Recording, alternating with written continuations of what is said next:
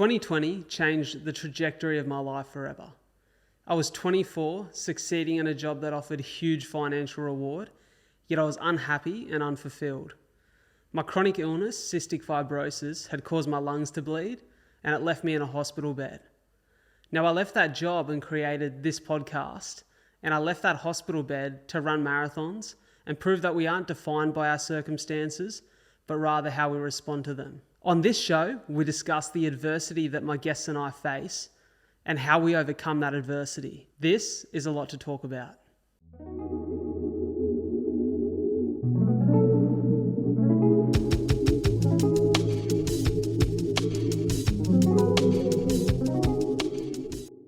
Alrighty, g'day. Welcome back to another episode of A Lot to Talk About. It is your boy, the captain of the ship, the man in charge, Bradley J. Drybra. Of course, you can call me Brad. Here today with an incredible guest, a guest who has done so much for the community as a whole. So our guest today is the founder of the Shake It Up Foundation here in Australia, which is fighting and fueling the fight, I should say, against Parkinson's. He's actually a Parkinson's patient himself, which I'm looking forward to diving into his story, particularly the way that he's responding to that adversity today. He's also the founder and CEO of a company called Intelligent Robotics, which we're going to dive into that AI space and talk about robotics. And I know that's a hot topic at the moment. So from your home, your car, or wherever you are, give a very warm welcome to Mr. Clyde Campbell. How are you, mate? Fantastic. Mate, it's really interesting for me to see your story and to have heard about it over the course of the last month or so now. Your team reached out and said you'd be keen to come on for a conversation. I just loved what you're doing. I love what you're about. For me personally, I've grown up with cystic fibrosis, and so I understand what it's like to have something that at times can be out of your control in the way that it challenges you and the adversity that it serves you. But rather, I love the fact that you've responded to your challenges very positively. Talk to me about the early days of starting to understand that something in your body was changing, and give us a bit of a picture on how Parkinson's comes about, because I don't know too much about how that comes on for someone. Well, I didn't know much about Parkinson's until I was diagnosed myself. It came on very quickly for myself, which is quite unusual for most people. Most people take months, if not years, to get a diagnosis for Parkinson's. But I actually got up to do a speech, which as the CEO for a robotics company on a company planning day. So we normally have them annually and take all our partners and out. And so there was 100 odd people in the room. I got up to do the opening address and the notes, and my hands started to shake. And I'm pretty comfortable in front of people. And so half the head's going, tough it up, you must be nervous. And the other half the head's going, what the hell's happening here? I shook at different points in time during the day. But what really surprised me is I got to the end of the day, I went to take a beer off a waitress's tray. I took it in one hand and turned it into a washing machine. I couldn't hold it in one hand. And that's very surprising. I'm not used to spilling beer. Mate, that's wild, because that's such a visceral reaction. Like, most people experience a bit of a problem with their health, and it might be something like they feel a little bit of fatigue, or they feel a little out of breath, or something slowly starts to tell them that there's something wrong. But to feel as though you're almost out of control of your body function, was that scary? Wasn't so much scary. It was knowing that it was something out of the ordinary for myself. So I spoke to my wife at the time and said, Kaz, look, if I do fall over, tell the ambos this is what's happened during the day. But I don't want to leave the event because it's our annual planning day and catching up with everyone, and there's a lot of fun to be had.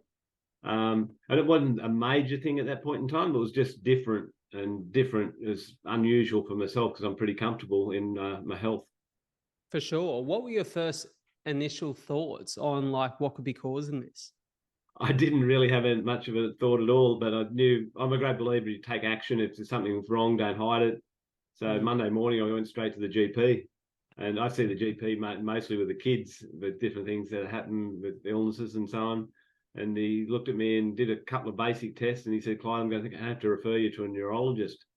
And I just said, mate, he just hit me with what you think it is. And he didn't really want to share. But I said, mate, just tell me. And he said, look, Clyde, you look like you've got young onset Parkinson's. And that didn't really worry me until he got up to it's a neurodegenerative disease and there is no cure. So I was hitting a hit and spin visit to the doctor thinking it's something simple to be able to address. And it turned out to be a whole lot more. How old were you at that time? Because Parkinson's, I feel like when you start to hear about people getting early onset Parkinson's, it's in their 50s, maybe 60s, and they know that there's going to be some challenges ahead. Yeah, I was 44 and bulletproof healthy. You know, I thought I was always good for 70 or 80 without any major medical issues because I do look after myself fitness wise and so on. But yeah, it was a complete bolt from the blue for myself. So what does it change? Because, I can imagine that when you hear that and it's neurological, that affects a whole bunch of the body processes that we likely take for granted every day. What did you know that was going to change, and how did you then handle that conversation with family? Because I can imagine that wouldn't be easy to address that. I know you got 3 kids, you got a lovely wife, and it's not an easy conversation to have. Yeah, that's the important part for ourselves is we're really close as a family and we share everything. Yeah, it's a great opportunity. I suppose I've grown up with a really strong family with mum and dad, and we had 5 kids. We all done really smashingly well. I've been a business partner with one of my brothers since I was 18. So Oh, we're wow. used to doing different stuff, but having close relationships. But it was different. After I got my diagnosis, I went to the neuro, and he said, "Look, Clyde, the good news is you've got Parkinson's." And I said, "Mate, I'm a pretty positive lad, but I don't see anything positive about having Parkinson's." He said, "Well, your choices were motor neurone, a brain tumor, or Parkinson's." I said, "Mate, I'm starting to feel the love. It's not as bad as what I thought." Yeah, Um, wow. there's the 2 things I promised myself when I pulled up at the neuro that day, and was one, could I accept it, or whatever he was going to tell me it was, because I didn't know what it was at that point in time. And the second thing was, what was I going to do about it? So I could accept it, tick that box, and said, "Look, I don't like it. I'm going to go and get 2 more opinions to make sure I have got Parkinson's." But what I was going to do about it was crystal clear for me. I was going to find a cure. So that allowed me to turn the car on, because I promised myself I can't turn the car on and leave until I decide those 2 things. I'm a great believer in strategy, but you've got to have action. So they were the key points for myself to get kicked off on our journey. Mate, I absolutely love that. I remember I watched something today, actually, an interview done with maybe a current affair or 60 Minutes, one of those programs back in the day. And whatever one it was, I know that the line that hit me and I couldn't forget was you said, I had a decision to make. Was I going to be Clyde Campbell with Parkinson's or Clyde Campbell who did something about having Parkinson's? And, I'm paraphrasing there. I hope I hit it word for word, though. And I remember just thinking, what a bold line that is, because that's that action you talk about. That's that decision to take it in your stride, to know that you can't change it. It is what it is. Accept it and move forward. I wonder though, that mindset is a profound mindset. I think that most people who face adversity or knowingly have to expect it at some point in their future, because we all face our challenges, would like to think that they'd have that sort of action oriented mindset. I wonder though, were you very similar to that before having to take this on board and knowing that you're going to have to move forward in spite of it? Or was this a decision and almost a change in that moment? No, it's something that's always been normal to me. I come from an engineering background, so we're used to problem solving and innovation based work. We've had some massive problems to be able to solve on projects that we've gone in for. We thought, yeah, it can't be too hard, and then you get further into the project and you find out it is pretty hard. That's why people haven't been able to do it before. So problem solving is something that's been really key to me in the past, but support's a key part as well. You did mention the family there before, and I forgot to get back to when I told the kids. So we sat down with the kids one night and said, "Look, I've got something to share," and we have our catch ups every week with the family. And then Joshy just said, "Dad, are you okay? Do you need help?" And I said, "Mate, I'm okay, but I'll let you know when I need help." Zoe didn't say anything, and she's a really deep thinker. And Phoebes was only 3 at the time, so she was just going along with what the other 2 were. But Zoe's come back to me 2 weeks later with tears running down her face and said, "Dad, are you going to die?" So she got Parkinson's disease. She forgot the first word and she got the second word. And then that to her was, "You're not going to be here."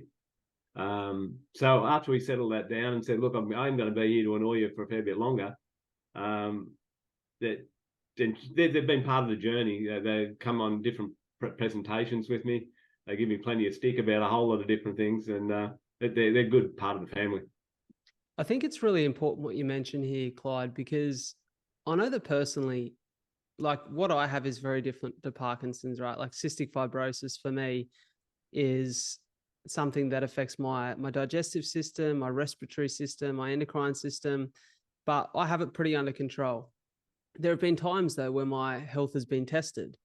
And I was always very conscious of the fact that my parents were so positive through my childhood to make sure that I felt really calm and really in control of my condition. And so when I started facing challenges in my adulthood, I was very conscious of how I reacted and responded because I never wanted them to feel as though I was truly tested or out of control. Yeah. And so I was very aware of my surrounds and how my energy made them feel. Have you had to be so vigilant about that? You know, being a dad, being a husband, being generally, as you can tell, and, you know, if someone can't tell by now, you're an upbeat guy. You know what I mean? Like you give off great energy. Like you seem like the kind of guy that if you've got a problem, go to Clyde. He'll make you feel better about it. Yeah, but you go to Clyde, but we solve it as a team, and that's Yeah. a key part. You can't solve all the problems yourself. Yeah, yes, you need to take responsibility for things, but if you think as a team, man, it makes it a whole lot easier. And you have great people around you, you can do a hell of a great things happen. Where were your first, and I love that point, by the way, where were your first, I guess, your first doses of inspiration from in the Parkinson's field? Because, you know, to make a bold statement like, I'm going to find a cure, I'm going to go out and I'm going to do something about this, not just for myself, but for the population of people who fight this disease. Mate, next Oh, time I'm going to wish for something a little bit simpler too. bloody oath. Bloody oath. Like, where did you look around to see who was leading the field in the research, who was living with the condition and, you know, and having really positive progress? Like, who were you looking to for inspiration during that time? Yeah, I had a good look around Australia for medical research, and I found some very good researchers. All of them, in my opinion, underfunded. But if we did fund them at a higher level, probably under strategically directed, in my view of the world, whether that's true or not. But then we do a lot of work nationally as well as globally in our robotics business. I was doing a project over in US at the time, and I went and saw Michael J. Fox Foundation, and I just come away from those guys going, they're the guys that can help us. They just were no froth and bubble. It was all about how to find ways to slow, stop, and cure Parkinson's. But what I'm wanting from them was to be able to build a partnership in Australia, because I'm a great believer, don't do things twice. You know, if someone's already doing it well, go and find out what they're doing and partner with them. Mm. So they were very polite in what they were saying, and it went on for months. And their CEO finally, at the end of 12 months, said, Clyde, you've got my support, but you're going to have to get the support of the board. And so that was the key part. You know, Michael J. Fox is just a genuinely nice guy. What you see on telly is what you see in real life, and that's not usual in that sort of public person to a greater degree. But mate, he's just a genuinely nice guy, and inspirational as to the way he thinks about his Parkinson's. We don't all agree. He the early days, he always used to say Parkinson's was the best thing that happened. I think Parkinson's sucks, but you've got to be able to move on from that. For sure. It's funny how different people process things in different ways. Like I would say that for him, and correct me if you think differently here, I'd say that for him, that statement is his way of accepting it. Oh, most definitely. It is his way of accepting it and making sure he doesn't forget about all the other good things around his life. You know, he said, I could have been a real arsehole, but being so self-important. But it brought him back down to life, but to a basic understanding of what people are about. And he's really fortunate. He's got a fantastic family all around him, and he deserves it because he's a lovely bloke.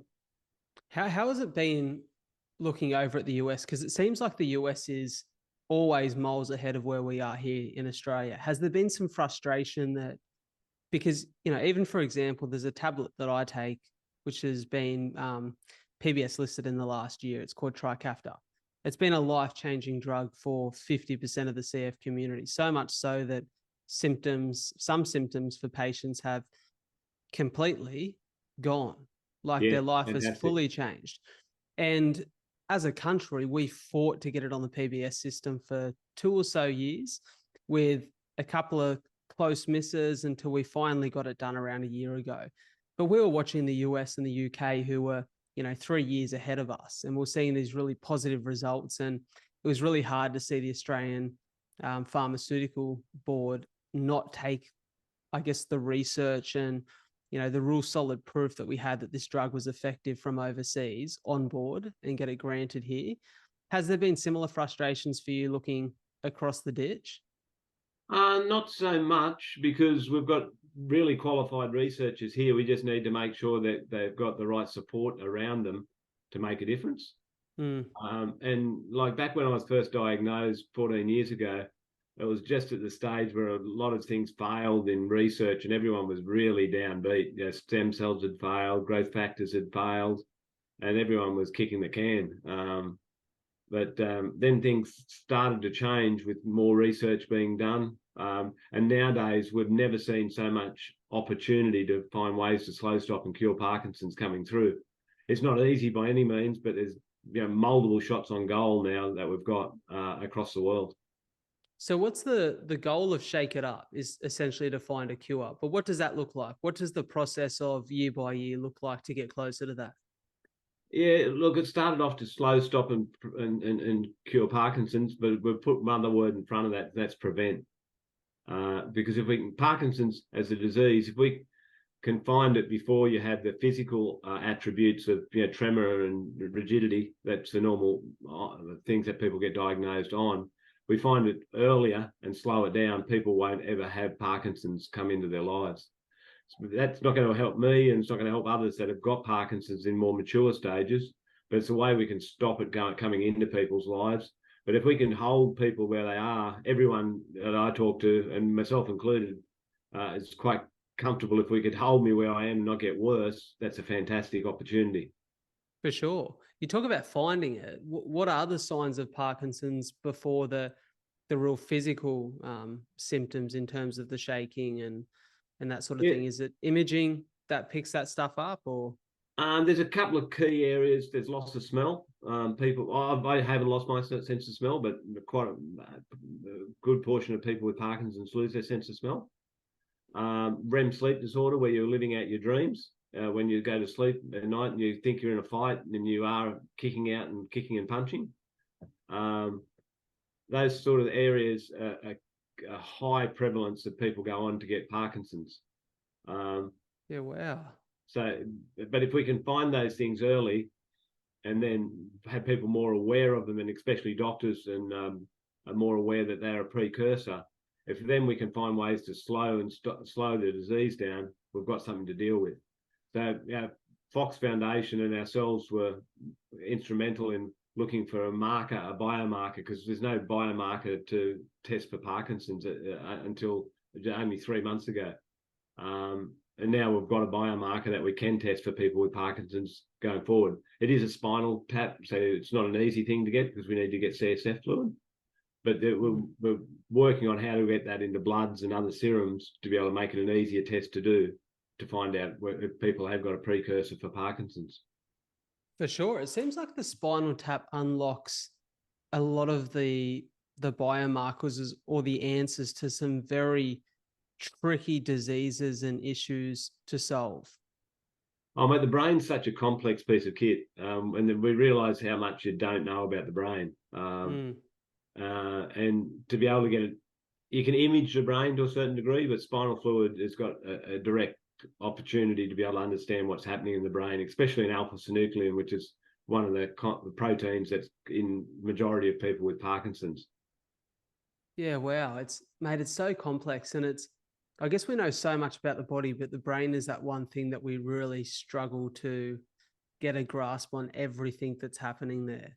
Oh, mate, it is such an impressive piece of kit. Like in engineering world, we looked at how we do things smart and with processing, but people make decisions in so many different ways and coordinated decisions. It's just amazing at what the brain is capable of being able to do. Can I ask you, like with Parkinson's, is it so it's like, is it stopping the messaging from the brain to the body? Yeah, it's the loss of dopamine, the dopamine producing cells. So when the substantia nigra starts to have cell death, you lose some of the dopamine production, and the dopamine production is a communication between the nervous system and the body. So for why we get the shaking and things like that is because the brain doesn't know whether the muscle should expand or contract, and then it tremors. Yeah. So it's a loss of dopamine, but it's much more than that, I suppose. As a disease, there's so many other symptoms that are real issues to people, not only having the tremor. This might sound like a silly question, and it could be just an outrageously dumb question. I wouldn't say I'm the smartest tool in the shed, Clyde, so I bear don't with know me about here, that. but bear with me here. But when you speak about it affecting the dopamine, how does that then affect, those other things that we get from the release of dopamine, like general happiness, that spike in good mood and energy, and the kind of things that, because there's a lot of activities every day that I go out and do because I know that they're dopamine inducing and they're going to make me feel good. Exercise being one of them, having a good conversation, connecting with someone, a coffee, those sort of things that for me give me that little hit of dopamine at the start of the day. Does that then affect the way that you experience those things? It does. One of the side effects of Parkinson's is you get like a steely face. That you're not smiling and things such as that. And my kids take the piss out of me all the time about I over smile, and I probably do because I try and make sure I don't lose that opportunity to interface with people. But yeah, the face changes given time, and that's part of the dopamine loss that contributes to that. Yeah, it's interesting. I think, mate, I don't know that there's such thing as smiling too much. So I'm going to give you a pass there. Mate, I think it's just like, I always say that smile is just a gateway to someone's soul. If It you get a is. good smile out of someone, they're a good human. Yeah. No, mate, it is. It's a lot easier to smile and cry, mate. So we just need to get on with it. I like it. I like it. When you talk about the brain, you've spoken here a number of times about the fact that you have an engineering background. And obviously, to do your job and to do it well and to be in the space of robotics, AI, which is a very in depth field that inquires a level of intelligence and a level of smarts. Did it worry you that you were going to lose the ability to do what you love and to work within the company that you founded? It didn't worry me as such. I'd spend very little of my time worrying about things, as I find that most things don't happen. A greater percentage of them don't happen, and what you could actually have affected, you might as well spend your time on working on that. But yes, it definitely did when I was first diagnosed, and I told the family obviously first. But then it was optional to tell other people outside, and I'm just a great believer of share it. And so I went and told people at work, and the first thing they thought of was Clyde's not going to be here anymore. Mm. I said, no, I'm definitely going to hang in as long as I possibly can, because I love what we do engineering wise. I love what we do as a team, and that's really important to us. But we've got a great team of people on board with what we're doing in intelligent robotics at this point in time. So you started, correct me if I'm wrong here, but that company, Intelligent Robotics, was one of, if maybe not the first robotics companies in Australia. Yeah, it was actually called Machinery Automation and Robotics back too long ago, probably 30 odd years ago. And we started business, and I saw the emergence of computing, and thought there was our Commodore 64K. So really early days stuff. Thought, what if we could bring that into industry? And then we started to work more closely with sensing systems and PLC, programmable logic controllers, and that led into motion control, and that led into vision systems. And then we put it together as a whole solution with robotic arms to be able to do the work. And it's been an evolution of technology, I suppose. AI has been something that we've been working on for the last probably 5 years in earnest, but what AI can do for us today is just so special. I'm interested to hear your thoughts on this, right? Because you obviously AI is a hot topic right now, right? It's such a hot topic, and Enormous. I don't know that much about it, but I will say I listened to an interview with Mo Gordon, who former CEO of Google X, and he wrote a book called Scary Smart, speaking about AI, the future impact it could have. And I listened to his episode on the Diary of a CEO, which is quite a big podcast. It's, gets quite a global audience. And I listened to that episode and I thought the message of it was that if we as humans choose to do the right thing with this technology, it could be marvelous for us. It will be marvelous for us. However, if we choose to take this down the wrong path, it could be very destructive. I'd be interested to hear your thoughts on the topic. Yeah, most definitely, and that's 100% right. Is that AI can add, and will add, whether we like it or not. It's going to be involved in a whole lot of different parts of our lives. From our simple Siri on a phone that we all use on a daily basis, to a lot more advanced things that AI can do. But I suppose I compare it to the early days emergence of computing, and people saying, "Oh, it's going to take everyone's jobs and it's going to be a disaster." But computing was a massive change for us, and where would we be today if we didn't have the computing power that we do? AI is in the same sort of explosion, but it's so much more powerful than the computing that we were dealing with back 30 odd years ago. But the opportunities to turn it into good is enormous. In our research of how to take big data sets and to be able to understand that quickly and accurately as to where there's missing parts or duplications or whatever it might be, that's just too hard to do in normal computing land. But AI can make a massive difference in those areas. Essentially, as I gather it at the moment, it seems like AI is at a stage in which it has almost a great memory. It's very good at remembering things that it's able to observe, or the information that's input into systems. It remembers it well and it can regurgitate that information, but it's not close to, or maybe never will be in our lifetime, close to having a human level of consciousness. Yeah, look, machine learning is a subset of AI, of artificial intelligence. And that machine learning is critically important to us. We're doing work, say, in the red meat industry at the moment, where we bring a side of beef in. Previously, they would have had operators there with like circular saws putting the primal cuts in the carcass, which is really dangerous job. The circular saw in a person's hand, and you're trying to get the cut in the right location. If you put it in the right location at the right depth, at the right angle, it's worth a lot of money because you shift the yield to a higher value and get better utilization of that carcass of beef. But nowadays we bring it in, we do a three-dimensional image of the carcass, run it through artificial intelligence, and then the AI tells us where to put the cuts in. Where previously we would have had to do it all by X-ray, look under subsurface conditions. A whole lot of lead-lined rooms, massive technology, massive cost, massive footprint. And AI has simplified a whole lot of those things for us. It's wild, isn't it? Just what it will open up the world to. I listened to it a couple of years ago, but I re-listened to it the other day. A gentleman by the name of Naval Ravikant. I'm not sure if you've ever heard of him or listened to him speak, but he's quite an intelligent guy. He's a tech founder and investor over in Silicon Valley. And he was on an episode of Joe Rogan, and I listened to him talking about AI and robotics and the future. And he spoke about what he's really excited for is the fact that automation will take a lot of those jobs in which then creates new jobs for human beings to be more creative, to do the work. Much so.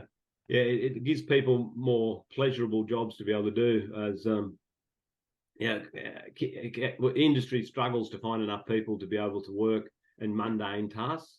Whereas if we can make that task a more interesting task to be able to do, PC related, or because a lot of things we need a human to be able to drive the robot and make better decisions, but it's got more force and can be able to do it 24 hours a day, whereas a person's going to get tired in what they're doing, and it creates opportunities to injure people in certain areas.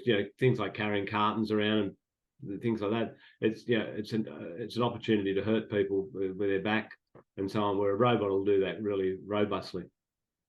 I find it interesting, the conversation around whether AI will be able to understand and act emotionally as humans do.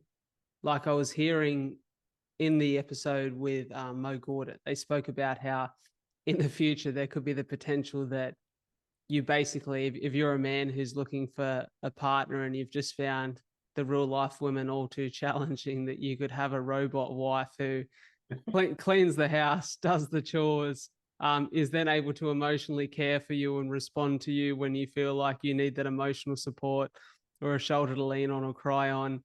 And they said it all sounds a little bit too good to be true.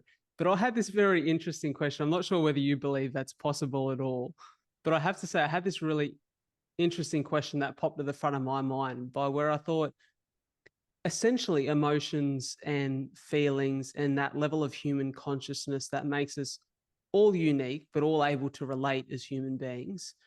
I thought, if robots or AI can learn that, if it can get to a point in which they are like human beings, that's quite an interesting thought. However, emotions can often be the downfall of us as humans as well, because where a lot of emotion lies, sometimes not a lot of logic does.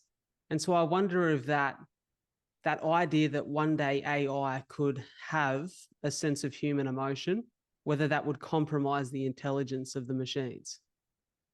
Yeah, or does it actually give the human more feedback to be able to make better decisions with themselves? So maybe the AI, giving different scenarios as to what decisions could be made that may be outside the person's initial thought pattern, is where I see it to add a lot of value.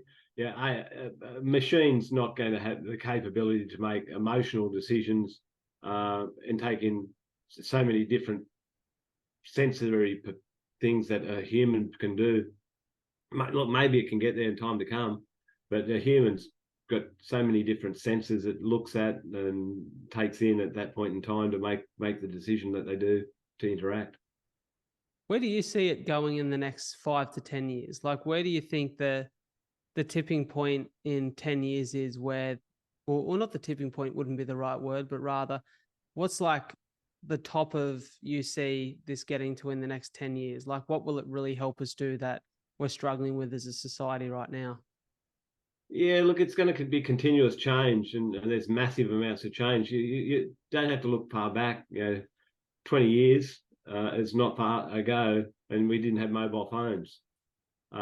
We didn't have the ability to be able to, like, I've got my kids traveling overseas for finishing off the uni, and it's a FaceTime call, on a regular basis. That every day we do a quick FaceTime catch up, and just having that picture in front of you makes it so much more pleasurable, I suppose, and keeps it in so much more contact. There's stuff that we didn't have. But then going further forward from that, as to how do you interact with glasses, and do we need a phone in the future, or is it going to be more wearable devices that you actually use that can assist the person make I don't have a wallet anymore. I run off a watch, and I pay everything by tap on a watch. It wasn't that long ago you had to have coins and notes and so on. We just don't need it anymore. Isn't it crazy how, if you look back 20 years, we've come a long way, but particularly it feels like that tech space over the last 5 years has just gone to new levels. It seems that the more intelligent we get, the quicker we make progress moving forward. And it is. It's massive amounts of change, and that change is a pretty scary thing for a lot of people, but it also brings a lot of opportunity if we use it for the right things. Do you see the AI robotic space having any impact on people with Parkinson's in a positive way? Like, most definitely. I'd be interested to hear, like, where you think the crossover is for you, being in both of those spaces and working quite actively there. Yeah, and just how did we measure things in Parkinson's? How we, at the moment, you go into the doctor and or neurologist to be able to get an assessment, and he gets a look at you, or she gets a look at you at one point in time. Whereas if you actually had cameras looking at you elsewhere and could give better scores as to how well you're performing, or wearable devices that can actually tell you when you're actually in tremor mode or when you're in dyskinesia mode, when you're taking your medications, all those areas that can prompt people to make a better quality of life. For sure. I think for me, that's been one of the biggest things is I feel like the health space and the tech that we have for health now has made people who maybe previously weren't very aware of their health. It's made them take particular notice. Yeah, and you can measure it a lot more if you want to. I love measuring the stuff that I do as far as how much I sleep, how much I exercise, what heart rates I run, how many steps you do a day. What do you wear? What's your wearable? I use an Apple Watch. Interesting. I've been on the Whoop train. Oh yeah. The last 6 months. I love it, mate. I can't I fuss over the stats. It's made me like I'm 27 and I feel like I'm getting to this. God, this sounds like such a whinger thing to say, but I feel like I'm getting to that stage now where if I don't sleep well, I notice the impact. And this thing has made me so conscious of my sleep. Yeah, and sleep's one of the areas that's important to us all. It gives the brain an opportunity to be able to clear away the dead cells and so on in the brain. And it's one of the key areas, I think, for people is to make sure they do get enough sleep. The two things that have affected or improved myself most is get better sleep and prioritize sleep, where in the past it was easy to cut back sleep to get more time to do other things that you need to do. And exercise is the other one that's definitely key for myself. I do an hour every day, and I get up and I go and do the gym or run or paddleboard or something for an hour. Most days I do that, unless I'm traveling or something like that, that I need to get on a plane and I can't do it. But I prioritize my sleep and my exercise to get the best out of my body. I feel like you'd be a pretty routine character. Yes, as my wife says, I'm a creature of habit. Yeah, I reckon it's the best way to be, though. Yeah, look, it's everyone. You got to have that change, and that's why AI is.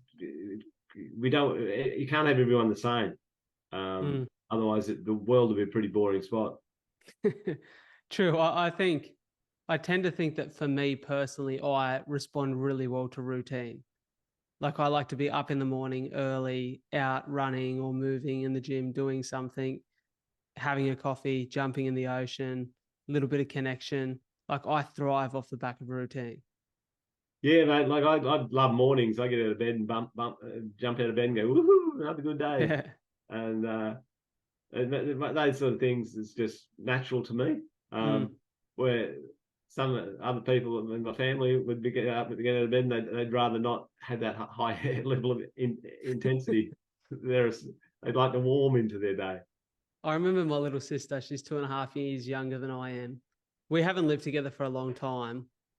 We're still very close, but she always used to say to me that she hated how energetic I was of a morning.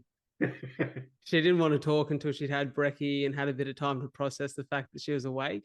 And I'm just, the minute I'm up, I'm all systems go. Yeah, we've got a dog, and he loves to come for a run and so on with us, and he just gets up every day, and every day is just a good day for Zed the dog. What type of dog do you have?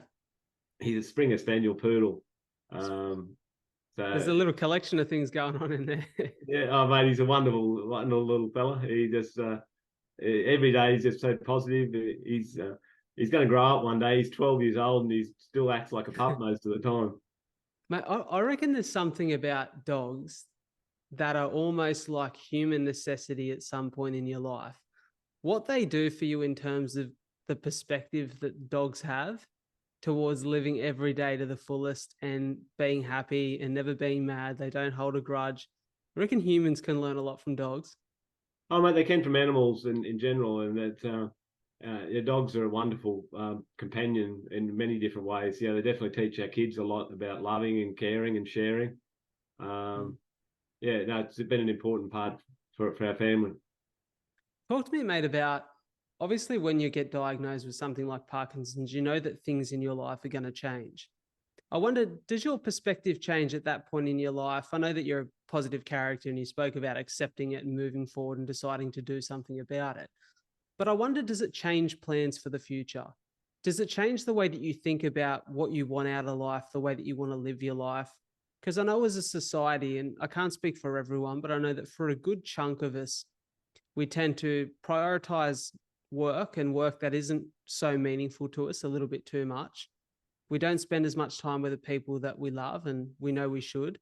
We tend to find that people get to, and I've heard about this incredible book, The 5 Regrets of the Dying, written by an Australian nurse, that a lot of people get to the end of their life and have a lot of regrets on the way that they live their life. A lot of regrets on the fact that they focus more on material items and, working a job that didn't provide them with so much meaning and, spending time doing things that didn't fill their heart or their soul or that sense of purpose. I wonder how your thoughts on all of those things changed in that moment. Yeah, it didn't probably change in that moment, but it's been changed as a focus and reminds you that there's just far more important things to get out of life, and make sure you take time to make those things happen. Just spending time with the kids and the family. We enjoy a holiday. We enjoy our holidays together. Just to make sure we take the time to be able to do those special things. And it doesn't have to be for a long time, but making sure you do it on a regular basis. What have been some of those moments that you've actually gone and cherished and made the most of? Oh, look, when I travel overseas, quite often one of the kids will come with me. Zoe's just finished off 6 months in the States, and I was over that way for a week and dropped in and we caught up for a week.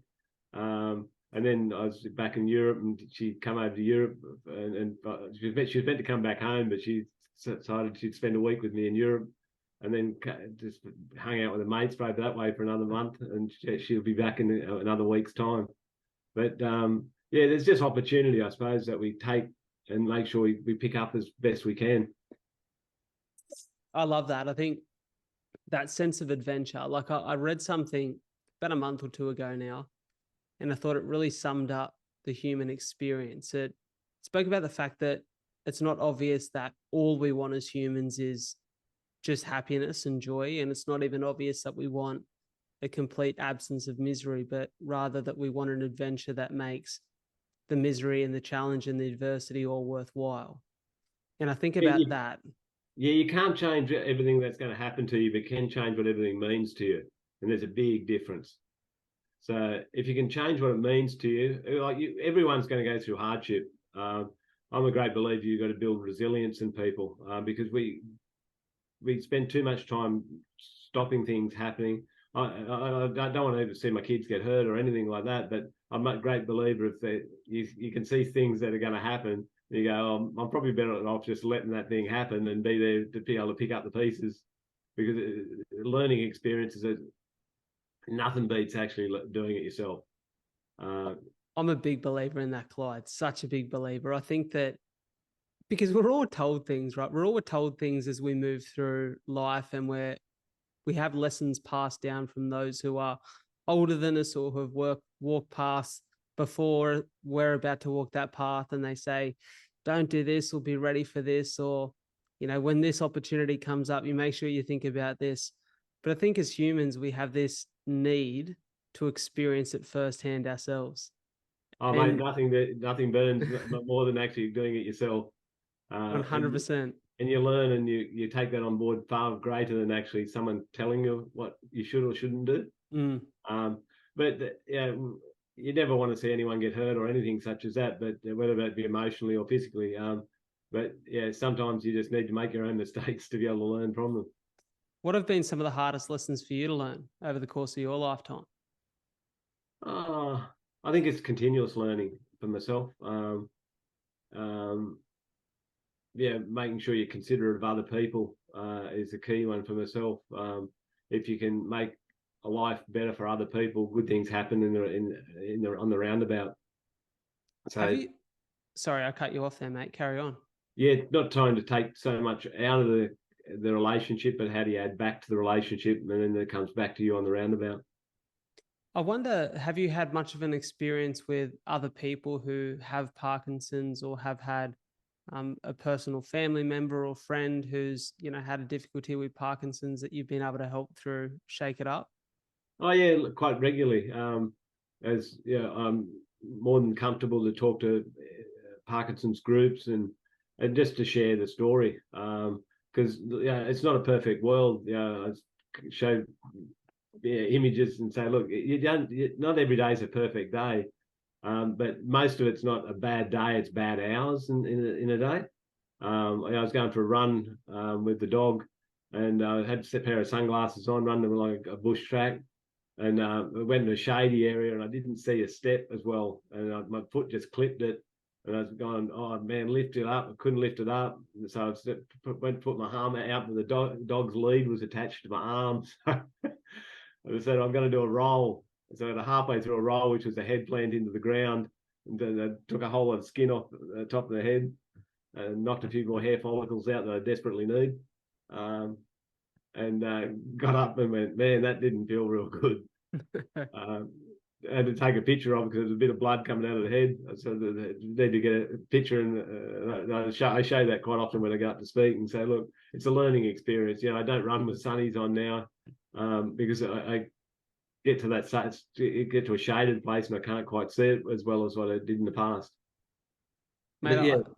I just love your perspective. I can't help but notice that every time you talk about one of the challenges, you do it with a real smile, and you just have this incredible perspective that I hope people are taking note of that as they're listening. Like I would like to think I'm a pretty positive and upbeat character, but it's always really nice to talk to someone who really exudes that in every area of their life. And I'm sure you have your challenges and your tough days, but mate, you just put a big smile on your face, and it puts a smile on my face hearing those things and seeing it.